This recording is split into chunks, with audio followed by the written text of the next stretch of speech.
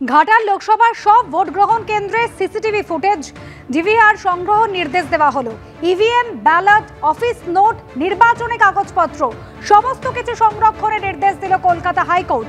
নির্বাচন কমিশনই ওইসব নথি সংরক্ষণে কাজ করবে বলে জানিয়ে দিয়েছে আদালত।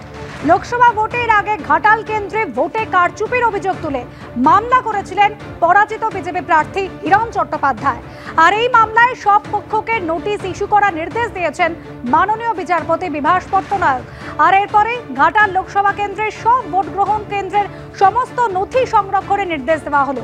সৌভিক মজুমদার আমাদের প্রতিনিধি রয়েছেন আমাদের সঙ্গে টেলিফোন লাইনে। সৌভিক, এর আগে বসিরহাট লোকসভা কেন্দ্রের সমস্ত নথি সংরক্ষণের নির্দেশ দেওয়া হয়েছিল, এবার ঘাটাল।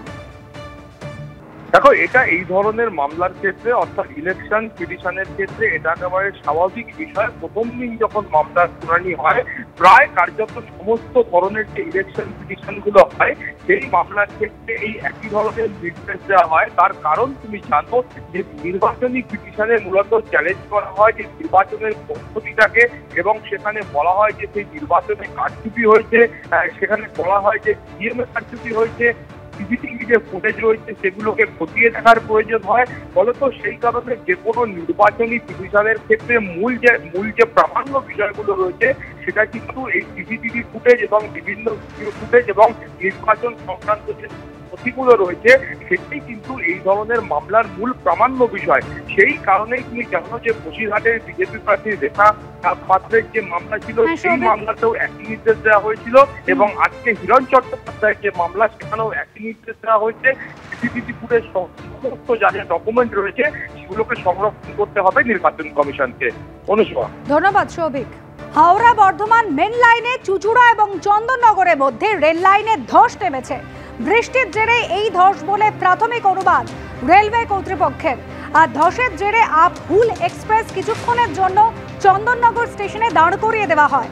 পরে ধীর গতিতে ওই এলাকা পেরিয়ে গন্তব্যের দিকে যাত্রা শুরু করে হুল এক্সপ্রেস। বৃষ্টির মধ্যে রেল ইঞ্জিনিয়াররা এসে ঘটনাস্থল পরিদর্শন করেছেন।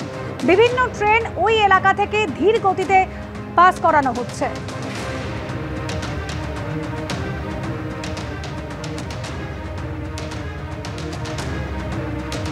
হাওড়া এবং বর্ধমান মেন লাইন, তার মধ্যে চুচুড়া ও চন্দননগরের মধ্যে রেল লাইনে ধস নেমেছে। বৃষ্টির জেরেই ধস বলে প্রাথমিকভাবে জানাচ্ছে রেলওয়ে। ধসের জেরে আপ হুল এক্সপ্রেস কিছুক্ষণের জন্য দাঁড়িয়ে পড়ে চন্দননগরের স্টেশনে, এবং সেখানে কিছুক্ষণের জন্য দাঁড় করিয়ে দেওয়া হয় আপ হুল এক্সপ্রেস।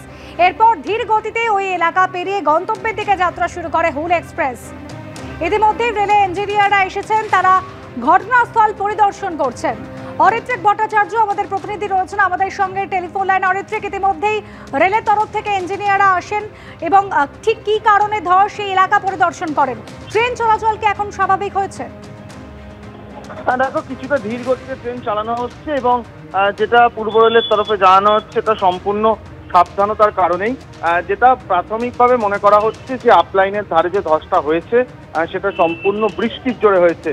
স্থানীয় এক ব্যক্তি প্রাথমিকভাবে এই খবরটি দেন। তারপরে আপ হুল এক্সপ্রেস কিছুক্ষণের জন্য চন্দননগর স্টেশনে দাঁড় করিয়েও দেওয়া হয়। তারপর ধীর গতিতে সেখান থেকে হুল এক্সপ্রেস পার করানো হয়েছে। বৃষ্টির মধ্যেই রেলের ইঞ্জিনিয়াররা ঘটনাস্থল পরিদর্শনও করেছেন। আপের গাড়ি এখন একটু ধীর গতিতে চলছে, এবং যেহেতু দেখা যাচ্ছে যে 15 থেকে 20 ফুট এলাকা জুড়ে বেশ কয়েকটি স্লিপার মাটি ধসে পড়েছে, এবং সেই জায়গাটিকে মেরামত করে তারপরেই নির্দিষ্ট গতিতে ট্রেন চালানো যাবে এমন রেলের কর্তারা মনে করছেন।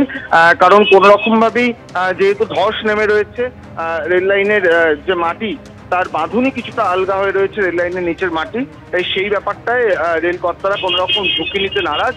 যতক্ষণ না পুরো জায়গাটি মেরামত করা হচ্ছে ততক্ষণ ওই নির্দিষ্ট অংশ, সামান্য একটা অংশ, সেখানে ট্রেন নির্দিষ্ট গতিতে চলবে, এবং সেটা যথেষ্ট কম রাখা হচ্ছে যাতে কোনো রকম দুর্ঘটনার আশঙ্কা না থাকে। ধন্যবাদ অরিত্রিক।